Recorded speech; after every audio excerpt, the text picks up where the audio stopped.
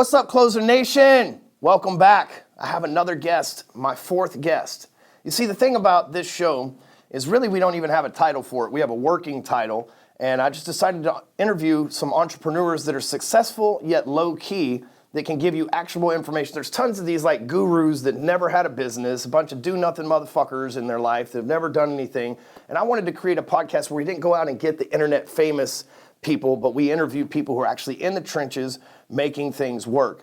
And today, we have our first female guest, Jaime Masters, who's a fellow Texan, which is like an extra couple of points in my book, if you know what I'm saying. And she's a business owner, and she is alpha personality, and I'm super excited to have you here. Welcome aboard. Thanks so much. Appreciate it. So in 5 minutes or less, hopefully less, tell us a little bit about your, you tell some people, you're like, tell us a little bit about yourself. When I was 3, I had a kitten named Frankie, and Frankie changed my entire life. And by the time I was 14, my mom was, like, they tell this long story, right? How did you Frankie, she had Frankie the cat. It's just that we're on that same wavelength. We had a client come in yesterday. She just happened to be in town, so she wanted to stop by and take a picture or whatever. And she said she came to meet this person here, a business, I can't remember what it was, but like went in the house and was allergic to whatever animal he had, and like her whole body just like broke out in hives, screwed the whole deal up, didn't even get to was there like 5 minutes, swelled up like a plum, and then just had to like go to the hospital and stuff. It's like, I couldn't imagine. I am allergic too. I don't hate them, but I am allergic, so. I'm not allergic. I'm a cat person in any way. Just don't like them, so. So, 5 minutes. I also have ADD, so. Yeah, I cannot tell at all. Like with 30 seconds into this podcast, I cannot tell at all yet. No ADD, not at all. I can't believe it. Most business owners have ADD, I swear. So on that note, I've been actually interviewed almost 500 millionaires in business, and most of them literally do have ADD, so it makes me feel better about myself. But you kind of have to own a business. If you're too straight and narrow, then like the distractions will overwhelm you, I think, you know. ADD helps you deal with the distractions better. It's a blessing, not a curse, a million times over. So, I mean, without the medication, we can talk about that later. I have opinions on everything. But anyway, so I started I'm very vocal. So I started out in tech. I started out in computers and stuff like that, and thinking that was sort of the thing. I made 6 figures at 22. Thought I was really hot shit for a little while until I was absolutely miserable with everything I did. So I went through that. Long story short, I ended up becoming a business coach with one of my mentors. He showed me everything I knew in the middle of nowhere in Maine too. Like you'd have to drive. So I'd do sales calls and I'd have to drive like 45 minutes to go anywhere. If they'd say no, I'd have to drive 45 minutes back. And I like worked maybe 15 or 20 hours a week because I had small kiddos. And so it was like, this sucks. I should go on the internet. Yeah, not very efficient doing things that way with your time. You know? Yeah, especially because the kids were in daycare and I was like, yeah. So I listened to a lot of podcasts actually back in the day. I ended up starting my podcast and doing my own thing probably 8+ years ago. And I was an offline business coach way before I ever went online. So I'd work with plumbing companies, like 80 to 100-year-old plumbing companies, and deal with all those sorts of stuff. So how do you make the transition from tech to being a coach? Like where was the switch that went off that turned that on? Switch, you just clicked now. So to me, I found a mentor. So he had sold $1 million business back in the day. I actually went to see him. I sent him an email because I was sort of casing him, right? To be like, okay, he's a really cool guy. Big in Maine, right, in the sphere, and he took me under his wing. So I was like 24. Maine, like the lobster state? Okay, gotcha. All right, super cool. Really, really cold. Yes, not Texas. So from Maine originally, I live in Texas now because I got smart with the cold. That being said, he took me under his wing for 2 years, so I ended up working with all the companies that he worked with at 24, which was really awesome. So I got that for cut my teeth, right? He actually made me wear suits and red lipstick because I looked like I was 12. And so on the sales side of things, it fucking sucked because I'd go in and I looked like I'm 12 and I'd sell like a guy that was 60. You know what I mean? Being able to go, yes, you have a plumbing company. Awesome. And he's like, you know nothing about plumbing. Yeah. Anyway, yes, I learned my lessons quite a bit. That being said, being in the middle of nowhere made it really difficult. So starting the podcast this was way before podcasts were really, really cool. So what year would you say this is? Really cool. So actually I started my site in 2006, but the podcast was in 2010. Gotcha. You beat me by a year. I started in 2011. Yeah. I didn't even know it was a podcast. I just thought I started a blog talk radio show. Did you really? And I told everybody I was on the radio. And I didn't even realize it was a podcast. Like, yeah, I got a radio show, you know. Like that was super cool back in the day, blog talk radio. Yeah. Did it work well? worked it well enough. You know what I mean? It worked till here now. Yeah, we're here now, still all these years later. So See, what's funny is I look like I'm breaking out in hives. I wondered what was up with that. I Yeah. wasn't gonna say nothing. You know, it's 2019. People, You're not you know, allowed to say you anything. got to just keep your mouth shut, especially when it's the opposite gender. You just gotta, Seriously. you know, fold your hands and pretend like you don't see it. But yes, now I'm curious. Well, that's why you're red too. Don't even. I'm always. I'm Irish. I am too.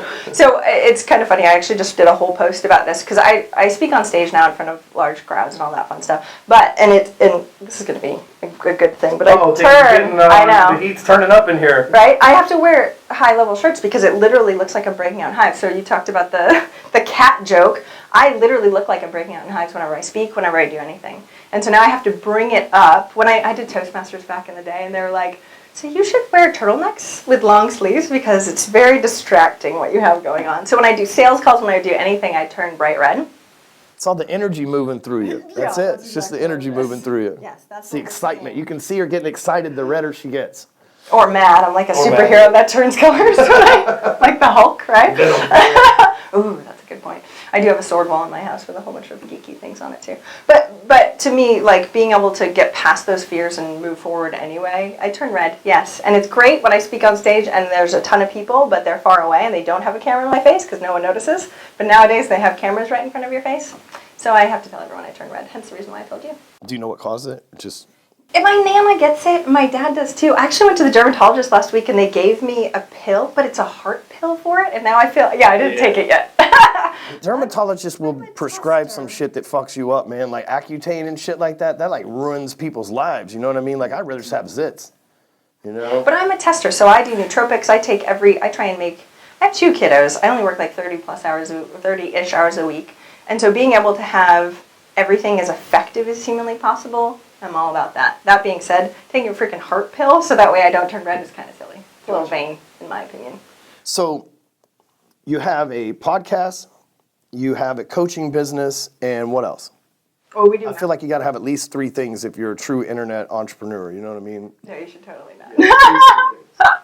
I've had a lot of things in the past, but no, we do mostly just coaching, masterminds, we do all that sort of stuff, group, Okay, all that cool. fun stuff. You said you have something else, like a owner box or Owner something box. like that? Yeah, so we created a new program, so it's not something totally different, but we have after I counted over 5,000 hours of one-on-one coaching with clients, all 6- and 7-figure business guys. Mostly guys, actually, true. And what we found is I tell them to do systems, but the visionary type entrepreneurs, no offense, ADD a little, right? They're like, oh, great, systems are great. And if somebody on their team isn't really, really freaking amazing at systems, it falls to the bottom of the pile because they're all about sales and marketing. They're like, run. Seriously. If I can't see progress in my revenue, then yeah, exactly. So what I found, though, and this is what sucks, is that they would kill themselves because they would work their asses off for the money and potentially even overspend or all these other things because they didn't have their shit together. And so even simple things, right? I've been inside of so many businesses. It makes everybody feel better about themselves because everyone's fucked up in some way or another, right? But the reason why we created the program is because, to me, if we have the owner and we have the owner make decisions, then we have what I call an operator. Their operator actually implement everything, and then my team trains their team. We cut out the middleman a little bit easier. So I get on the call with the owner, and I was like, this is how the workflow should work. Let's make it better and make it work for you. Now hand it off to your team, and then we train the team. We've actually been called a translation service between what we call the owner and operator. Because no offense, and you correct me if I'm wrong, because to me, the owner, ADD crazy, the way that we say stuff, a lot of people don't get. That's true. Right? Because we assume, I know the answer to that, because we assume that you get it because that's how we think and you're part of it. Why wouldn't you think that way?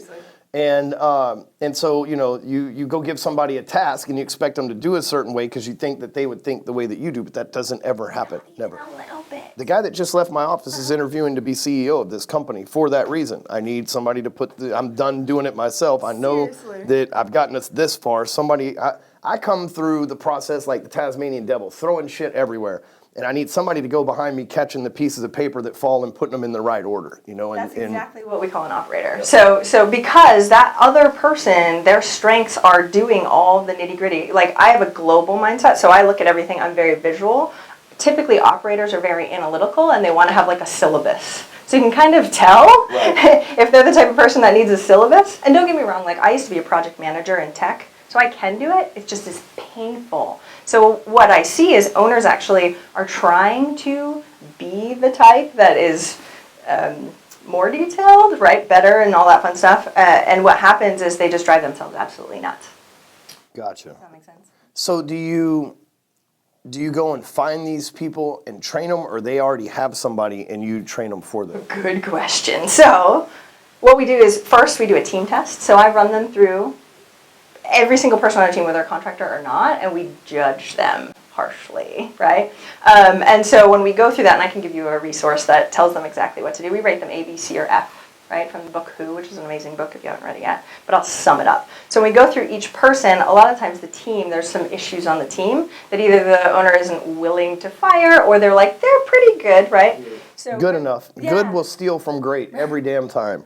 Well, and their training, no offense, a lot of the small companies, their trainings kind of suck anyway. So is it the employee or is it just the shitty-ass training that you have, right? ADD operators, terrible communication skills. Seriously. Right? So what we do is we first make that as an assessment and go, okay, who do we have on our team? And is there anyone that I can actually highlight? So we'll have them take the Colby assessment or the DISC or a Strength Finder or something like that so we can figure out if anyone on their team would make what we dub the operator who owns the system. Does that make sense? Mm-hmm. With Leilani, who's my operator and amazing, she has a call. She gets the operators really well, and she can sort of assess them and whether or not they're actually good. Because the other thing is we'll highlight somebody and then we'll start giving them things, and you're like, oh no, this is not going to be good. So we make all those assessments. If you don't have somebody, we have a whole agency that we can actually bring in, project managers. But ideally, I want them to hire somebody that's an employee that they actually have. Because if you hire an outside agency, it's going to be a lot more expensive. There's all sorts of other things. That being said, if you can hire somebody that can do it really quick, you can make the time back and take a little bit longer to hire that right person for the role. And then that project manager from the agency can actually train that person. Does that make sense? So you as the owner, especially if you're like 10 to 20 people, otherwise you're like juggling everything and that sucks. So you got to get it outside of your outside of your brain and into somebody else's wheelhouse. So that sounds like a lot of work to me. It really does. You know, that's why I've just hired somebody else to do it for me, you know, and you know, I was explaining to the guys, like, I just want to be the dancing monkey. I know how to go out and make it rain. I just need somebody with a water bucket to catch the drops, you know, and so it seems like a lot of work on the back end. But my question is, how the hell do you only work 30 hours a week? Do you have just like one client you do this for? Or you have a bunch of clients? No, we have a team too. Yeah. So to me, I don't actually do that many phone calls with them. Tell me that's not just some internet marketing pitch. I work 30 hours a week, make $1 million a year, and like. So, well, that being said, I work 30 hours a week on the weeks I have the children. I'm also divorced, so I actually do work a little bit more on the times that I don't. So you're like a week on, week off? Yeah. That's tough. Oh, I love it. I have 50-50, half a week, half a week.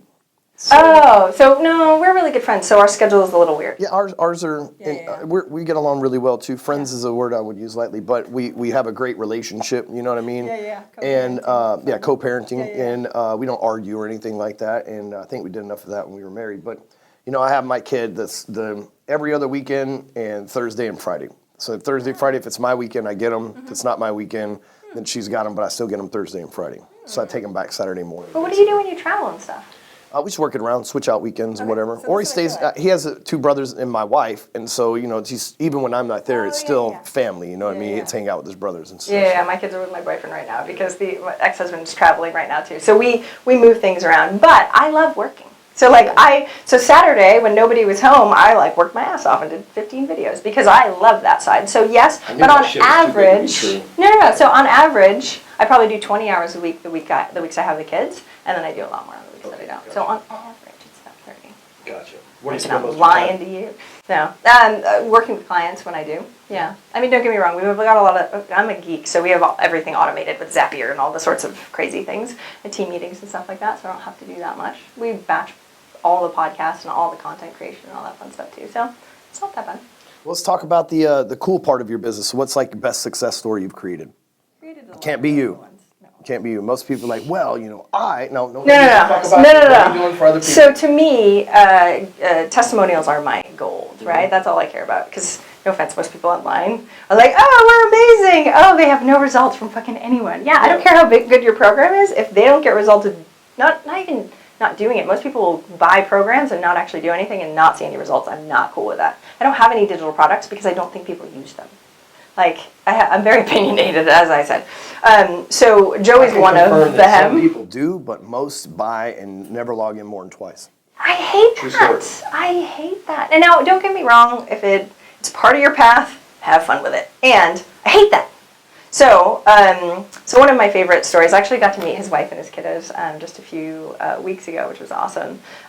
Joey was making about $500 a month beforehand, and he has a site called School of Motion, and he was like teaching trainings and stuff like that. This was probably 3.5 years ago.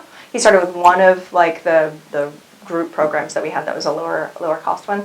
He made $2.5 million last year. Nice. Yeah. From $500 a month. Yeah. So, and we have quite a few. Like, I'm all about doubling and tripling, but I feel like the problem is that most people are paying attention to the doubling and the tripling on the sales side and not actually putting out the processes behind it, so they're Right. driving themselves freaking nuts. Creating bottleneck after bottleneck. See, and the reason why Joey's success story is so good, I mean, I have a text from him. He went for 3 weeks vacation to Europe with his family. See, I don't understand that shit. 2 ways I could never, me and my wife talk about wanting to go to Asia and Europe and check it all out, and I was like, man, first of all, I miss my kids, and I don't want to take them with me. Hell no, they're little shits, no way. They're all under the age of 70, or 7, they're all under the age of 70, but they would drive me crazy.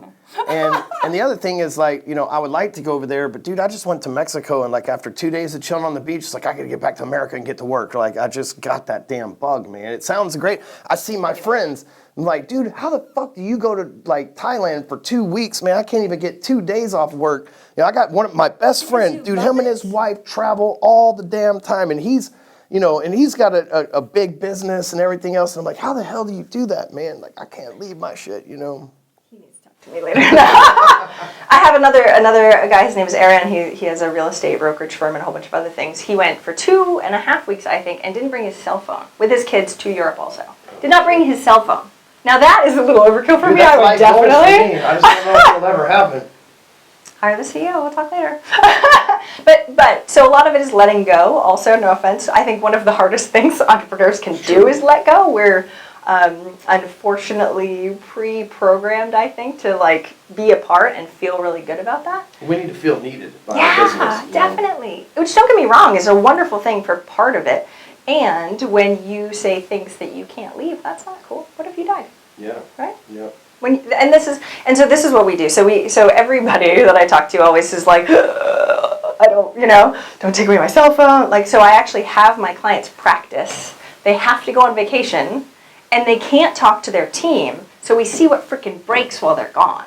It's great. Yeah, so that's actually a good exercise. Like, remove you from the equation to see how much you're really needed. And some people probably find out they're not needed at all. Everybody And does. some probably find out that they're needed not as much as they thought. Some might find out they're needed more than they thought. But probably I would guess most of them find out they're not as important to the operation as they think they are. Assuming their team is pretty good. So let's just, and don't get me wrong, I prep them in advance. Like, I had a client, which I just got him as a client not that long ago, and he was like, oh, by the way, we're having a baby in like a month. And I was like, oh, great, right? And so you front load as much as you possibly can, but we hired contractors and tech, so he could still keep moving forward and making more money and having his processes all worked out, and he's gone for 2 weeks. And I was like, don't touch your phone. Like, try not to, because your wife will hate you if you touch your phone and you get a new baby. He's like, no, I can totally. I'm like, don't do that. Yeah. It makes a big difference. Now, don't get me wrong. I told him to batch times a little, like once a week, if he does actually need, if he's got a pretty big team, if he does need anyone to come to him. But in general, we are in our own heads and think we're really cool, and therefore we feel like we need to be needed. And most of the time, if you've got the team set up, you don't have to, even if you're the face. I learned that, more and more as I advance through business and build a bigger organization. When you first start out and you're self-employed, it is all about you. And as you start building a team, they start doing stuff on the back end, but it becomes really hard for you to let go, And oftentimes when you have a team, you have to take a couple steps back before you go forward too, because they're not you, and they're not going to think like you, especially if they're new to being on your team. And so, until you get them trained up, there's going to be mistakes made and stuff like that. And, I put my cell phone up for about 2 hours every night before I go to bed. It's about the that's about the level that I'm on, man. I get about 2 hours a day without it. As soon as I wake up in the morning, I'm on this thing, man, and busy all day long. Hell, we're on camera, and I still have it next to me, right? It's like I still have it next to me, can't have it. Can I check And over there? We'll see yep. how that goes. I'm not a client yet. You cannot take my phone. But I couldn't imagine. I just saw a friend on Instagram. They were in Asia for like 2 weeks. I'm like, dude, man, it looks so awesome. Okay, so the funny thing is the reason why I called it owner box, my mentor back in the day said you don't want to be in the CEO box, you want to be in the owner box. That's that investor versus CEO for those of you that follow our 4 levels. And you're getting a CEO. So that's the other piece, I'm trying to be though. I know. Fucking Asia. You know what I'm saying? I'm trying to go to Asia for 2 weeks. Shit. Seriously, and 2 weeks is not that much. Like when I know you have a big business. I know it's an amazing team. You have amazing stuff. And I would like to challenge you on being able to actually leave because I think you can. Well, I think with our new guy coming on board, assuming we get all that worked out, it's obviously negotiation when this guy's very high level, so it's obviously some negotiations involved, but that would be the goal, you know, where I show up and I work with Frank, our camera guy, and 1 or 2 days a week, and we just crank out a bunch of stuff, and then he's got, like I said, I go in and throw the shit everywhere, and he's got to come back and pick it up, and But not the phone. you You know, won't throw the phone.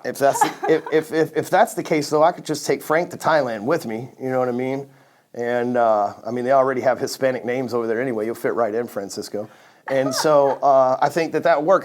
Then we could record the stuff there. I don't need a nanny. I need a Manny, Frank. You see what I'm saying? So. You want to watch the kids too, right? But I'm not gonna lie, I've been totally jealous about that for forever. And I that's the internet marketer's dream, is to live the laptop lifestyle. That's why I got into this shit. And the laptop lifestyle to me means a laptop sitting on top of your desk in the same office every day, 48/7. You know.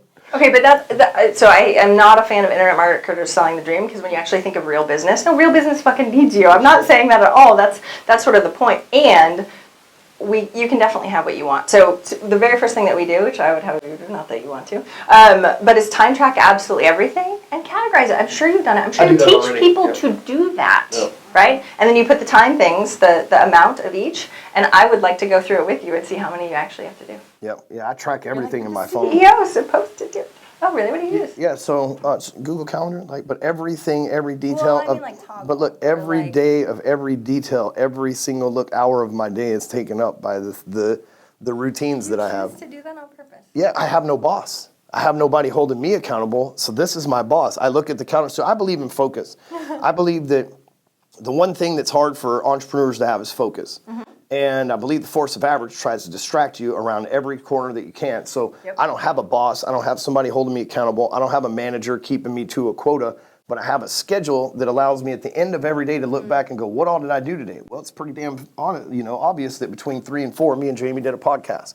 Between 5 and 6, me and John Cheplak did a podcast, right? It's easy for me to look back at the end of the day because in the morning when I wake up, you probably think this is cool. In the morning when I wake up, I open up Evernote. First thing I do is grab my phone. I wasn't bullshitting about that, but I open up Evernote, start a new note in my notebook that's called Daily Wins, and I write down 5 things I'm grateful for. At the end of the day, I look at my schedule and I write down everywhere I won in the stuff that I was supposed to do for the day. Every little win, whether it was like, was a PR in the gym, or whether it was a conversation I had with one of the employees, or a new sale that I made. Everywhere that I won, revelation that I had, some time I spent with my kids, everywhere that I have a win for the day. And it started off as like 1 or 2 wins a day, and now I might write 15 or 20 down by the end of the day because I've gotten my mind so used waking up with gratitude, going to sleep knowing you won. You know what I mean? And you do that I've done it for a year now, and every day, like clockwork, every day. I pulled it up right now. You can see I did it this morning already. I'm half the notes already done. And it rewires your mind. You know what I mean? I'm looking for things to be grateful for as soon as I wake up. It's like an automatic thing at this point. At the end of the day, before I go to sleep, I'm looking to remind myself where I won for the day. But that calendar is how I keep track of where I won for the day. I say, okay, I had this meeting. Did I win? Yes or no? No. I'm not writing it down because I'm not trying to focus on that. Anytime I'm having a bad day, I can just go back and go, motherfucker be winning all the time. I just can't lose over here. Look at this shit. I remember this shit. And it's just, it's a good confidence booster. Oh, a million times. I do the same thing for Grateful in the morning, which makes a huge difference. I think one of the hardest things being an entrepreneur is we're so focused on what we want that we don't have. We're not paying attention to the wins. And it's all small wins. Like almost, I remember I was on Yahoo's homepage. I've been on it 6 times now. And when I first got on it, all the high school people were like, yay. And it was like, it brought in like 0 sales. So not the first time. I was like, yay, I'm a winner. This is great, right? What you think of as the big win, you're like, that wasn't that good. But the small ones that are adding up over time make a huge difference. That being said, do you meditate? I do. Usually Monday through Friday. because I have a muse. You know what that is? Oh, I have a and so muse when I too. come into the office, one Yeah. of the first things I do is muse before everybody gets here. That's awesome. And but I keep it here, so I always forget to take it home on the weekends. But I do 5 or 10 minutes a day. You know what I mean? So yeah. I set it for 10 every time. But the thing about meditation is like thoughts pop because your mind's finally quiet. So like good thoughts pop in your mind, and sometimes it's hard for me to it's a good thought. I better write it down before I forget. You know what I mean? But I do. Yep. So Leonardo da Vinci, or not? It wasn't Leonardo da Vinci. I can't remember who it was. It was the guy. It doesn't matter. He took. Donatello, Michelangelo. I love the Ninja Turtles. By the way, as a side note. Size. So what he would do is he would fall asleep, and when he'd go to fall asleep, he'd put balls in his hands, which sounds really dirty, but he'd put balls in his hands, and as soon as he'd start to fall asleep, they'd drop, and he'd wake up. So that in-between wake and dream state, that's when we have the best ideas. Same thing in meditation. You go into delta or different brainwave frequencies, you actually are open to receiving better ideas. I have a book always. I write shit down, right? So to me, meditation is active. It's not necessarily a passive thing where you're like, I need to not think thoughts. I don't think that's true at all. I think what it helps entrepreneurs is clear out the shit so they can have better ideas. Well, our mind's never still. And meditation is about so like our muscles, in order for them to grow, you have to work them out, right? You got to constantly be active. You got to do the gym. You got to make sure you take the stairs instead of the elevator. But your brain is constantly active. So the way that it grows is by stopping it, slowing it down. You know what I mean? And I know what you guys are thinking. You're like, here, fucking Stewman brings a chick on, and she's like some woo-woo shit, meditation, and going to Asia. Like, God damn it, Ryan. And I want to say something that I never thought that I would say, but I'm going to say it here. And it's not anything negative or anything like that. It's just something that I never thought I would say.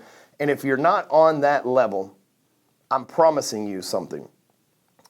Right now, for most people that watch this, money is still a factor of some sort. You don't have 2 years worth of reserves in your bank account. You don't have residuals coming in that'll take care of your family whether you go to work or not.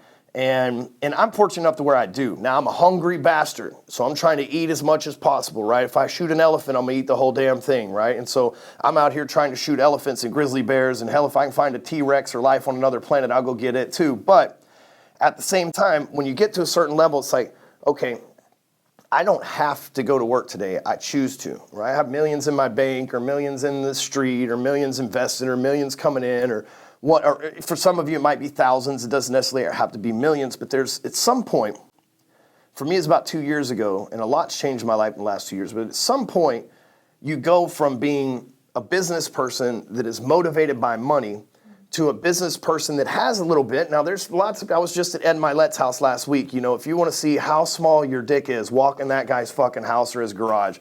You think you fucking got some shit in your pants until you go to Ed Milet's house and you're like, I'm just a tiny guy. Like, that's like, you think you have a car collection until you see Andy Frisella's, you know what I mean? So there's always, and I'm always hungry because these are my peers. These are the guys that I'm with. But at the same time, there's something that happens in the last 2 years where it's like, oh shit, this shit's not going away and we're doing good and we're building a solid business, to where you start looking at other stuff like meditation. You know, I started 3 years ago, I started doing CrossFit. Now I have a personal trainer, but I have been in the gym forever. But in order to go to the next level, I needed something to challenge me more. In order to go to the next level in business, I can't just keep doing the same thing. I got to meditate. So some new, and a lot of people will say, that's some woo-woo shit for rich people or whatever. There's a reason why rich people do it, like Bill Gates and Steve Jobs did it, and Oprah makes all of her employees meditate once or twice a day. There's a reason why, and it's not because like meditation, some like, you think of some enlightened douchebag with beads around his neck or some shit talking about meditation, right? The hipster that was trying to sell me socialism at the bar or whatever a few days ago, right? Like that's what we think, but the truth is, it's the rare opportunity for you to still your mind so you can actually listen for once. Like we're vibrating so much all the time that we never take a minute to listen to our heart, our heads, the things around us, the birds chirping, whatever. And meditation gives you ability to be still so that you can grow. Because you realize as a business owner that's successful, what happens is you start to realize, okay, these things got me here, but there's levels to this shit. You know, there's guys in Silicon Valley that are microdosing LSD instead of meditating. And it's not because they want to get high. And I know that's where a lot of people, well, they're just a bunch of dope heads from fucking, you know, Tech Valley or whatever. But the truth is, they're looking for ways to get to that next level. And you realize that at some point, I know I did, where I was like, I can't believe I'm here. I got to figure out some shit to make me a better person to where A, I don't lose it, and B, because if I lose, then my employees lose their jobs, right? My clients could lose the income that they have. It's a fucking domino effect, so you start looking for ways to optimize your game. One of the things that's really helped me out a lot lately is this book called Game Changers by Dave Asprey. Have you read that yet? Oh, it's fucking G. So I had a hedge fund manager friend of mine that sent it to me for Christmas. He's like, Stewman, you got to read this. I don't really read. I like Audible because I'm too busy to stop and read and shit like that. So I listen to Audible on the go. And man, they talk about ways to stimulate your brain, ways, because this is the Bulletproof Copy guy. He's like the king biohack. Him and Aubrey Marcus are like the kings of biohacking, right? But the guy that is the Bulletproof Dave Asprey, he's a graduate of Wharton College. Like that's like Wharton School of Business is like the guys that get MBAs and PhDs from Harvard work for Wharton guys, right? Like they're legit top of, that's where Donald Trump, Elon Musk, like that's where those guys graduated college from. And so he's not just some, jackass with a coffee company. He's a fucking brilliant dude. And he's telling you these ways to optimize your health because at some point, you want to optimize your brain and your health so you don't get burnout, so you don't get run down, so that you don't build something and then because you haven't dealt with your anxiety or the pressure that you're under, you don't explode it. One of the reasons I do real estate is because I know that if I don't have a project to keep me busy, I'll come fuck this office up in a matter of seconds.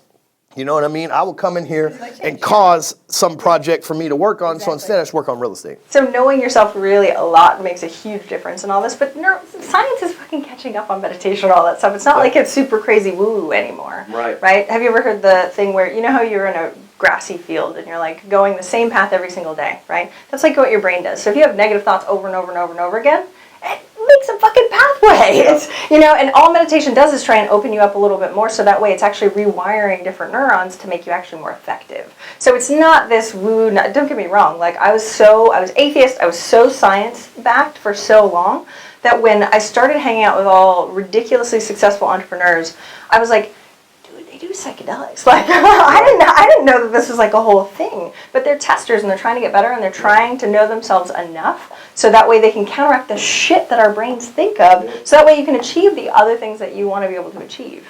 It's all self-mastery of what you're doing, and each of us is wired a little differently, but it's the same thing. It is, and the force of average tries to attack you. And the more you go above average, so I always tell everybody, for context for you, like the world was created to be perfect. And there was a virus that infected this world, and I call it the force of average. It gets people to have mediocre thinking, to settle for that job instead of chasing their dream, to meet the woman of their dreams only to fuck her best friend a few days later and screw the whole relationship up, or become a bad dad, or you're so happy to be a dad and then you get mad at your ex-wife. The force average keeps you from being a good dad and things like that. And when you're in business and you're making millions and you're in the top 10% income earners, then you're 90% away from fucking average. It's trying to push you back down. And if you don't, in my opinion, use psychedelics, I'm not telling you to go out and do drugs, right? But they're fun. But I'm not telling you to go out and use drugs, but what I have, right? And I've gotten some results from it. But again, if you go out, bottom line, my attorney asked me to tell you, if you go out and have problems with drugs, it's not my fucking fault, okay? But I've done ayahuasca, I've done LSD, I've done, mushrooms, I've done all sorts of like neurotropic stuff like that. I've done DMT, I've smoked straight DMT, not trying to get high, because trust me, that shit's not what you think it is, right? It's not like the shit you did in high school, right? It's like an out-of-body experience that it's almost like meditation to where it gives you some clarity, because the force of average is trying to beat you, so you kind of have to use these things to stay one step ahead of it, in my opinion. A million times over, yeah, I agree. So if somebody is looking for to get coached by you for help, let's say they're in the service industry or whatever the case may be, how do they go about finding you? If you actually go to ownerbox.com, you can sign up and I'll hop on a phone call if you actually want to chat with me. Otherwise, check out Eventual Millionaire, and we've got content for days if you like this. Is that the website, eventualmillionaire.com? Yeah. I knew that was your podcast. I don't know if you had a website there too. And the best interview on there, just search Ryan Stewman. So it's on there as well. You swear so fucking much. I do. And I don't do that. Like, I know Tony Robbins is like, I have a reason that I say fuck a lot. And like, I do too. It just comes out. The reason is simple. It just comes out. So, if you're looking for, first of all, she has had some awesome interviews. How many did you say that you had on the site? Almost 500. Almost 500 All net worth millionaires too, not people that just say they make a lot of money, just so you know. And I know that to be true because they asked some questions before I was on the show the first time. We didn't trust him at first. No, Yeah. I'm kidding. Well, I mean, but you really need to do that because there's lots of there's lots of people on the internet that say numbers that are so far from being true. It is unreal. And it's a scary place because it's very misleading. And you know, I see people all the time that work for a company as an employee, but then they want to be an internet marketer, and they're like, how I took this business from 10 million to 20 million a year. Like, bitch, you make 40 G's a year as the fucking administrative assistant, you know? And not that there's anything wrong with that, but like, you're not the person that grew the business from 10 to 20 million in a year, you know what I mean? Oh, I do. And we see that stuff all the time. So that was one of the things I thought, oh shit, they're really trying to figure out what the hell I'm up here. Now they're not asking for tax returns, so they got to figure that you're not some kind of sociopath that's addicted to fucking constantly lying to get publicity. But I mean, it was nice to have somebody actually verify, because there's been plenty of podcasts and interviews that I've been on over the years where I could have said any damn thing that I wanted to, and the host wouldn't even have batted an eye. You know what I mean? But that's what happens all the freaking time. And then you're like, oh, I trust that person. And you're like, oh, fuck, you screwed everything up and everyone over. Awesome, good to know. No, I have a big issue with that. Yeah, same here. So I respect the fact that you do that. So reason why I point that out is because if you go to eventualmillionaire.com, there's tons of qualified podcasts, right? And there's probably some people that you know, probably a lot more people that you don't know. And don't get into that, she was talking about that grassy path. Don't get into that path of like going to Grant Cardone and Ryan Stewman every day. Now, you know, I love the fact that you follow me and stuff like that, but there's other people who aren't internet famous out there who are doing amazing things, who've written books on Amazon. There's a guy named Gino Wickman who wrote a book called Traction that nobody's heard of. Gino, he doesn't have a Facebook page or anything, but that book is a fucking game changer for people, I've been trying to you know? get him on my show forever, and he will not come on. He also wrote Rocket Fuel, which is fantastic. Yeah. So I mean, there's people like that out there that you don't see on the internet because they're not worried about being famous. They're worried about being fulfilled and making that money. So I appreciate you coming by. Anything else you want to tell them? He's amazing. Please do everything he says because it'll change your life. I say buy all of my shit immediately. Right now. Right now. Absolutely all of it. Just go to breakfreeacademy.com and click on every single one of those buttons and add them to cart. That's all you have to do. That's it. And then give it all away, and then go back and buy more for yourself. That's what you should do, right? I love it when you buy everything, give it all away, and then come back and buy it all for yourself. Give first, right? Because you want to show the people that you love that you truly love them, and then come back and buy for yourself. Thank you for that. I love you. So I appreciate you coming by. If they want to find you on social media. You can just go to Eventual Millionaire and you'll Okay, find so me it's all everywhere. there. Nobody Okay, can spell my name properly, so therefore no. I can't spell your name. Oh, your first do you know name. how It's to your spell my first name? name. Your last name is easy. It's the Masters first. is Yeah, easy. it's the first name that's a Spell little my first different. name, I dare you. I remember it Now being he's different. turning red. I remember it being different because I was trying to email you and I was like, no. That's how I know if we're friends or not. If they get returned to sender, then they spell my name wrong, which means that we're not really friends. Uh-oh. Hopefully this will change our relationship. But it's like Jaime or something like that. Oh, you're so close! Jaime, right? Yes. Yes, yeah. Good job. I knew it was something like that. Yes, And the yeah. eye's out of place. She had dyslexic mom. The eyes I don't know. out of place, right? Seriously. Well, thank you very much for coming by. Thank It was you. great to hang out with you. I'm glad that you got to come to the studio and be our fourth person that we've had in here for an interview. So that's really cool. Thank you guys. Appreciate it. Just look up Jamie on, go to eventualmillionaire.com. You connect with all of our social media from there. Make sure you listen to her podcast. Make sure you listen to all my shit, buy my shit, give it away, go buy more of my shit, and we'll see you on the next episode.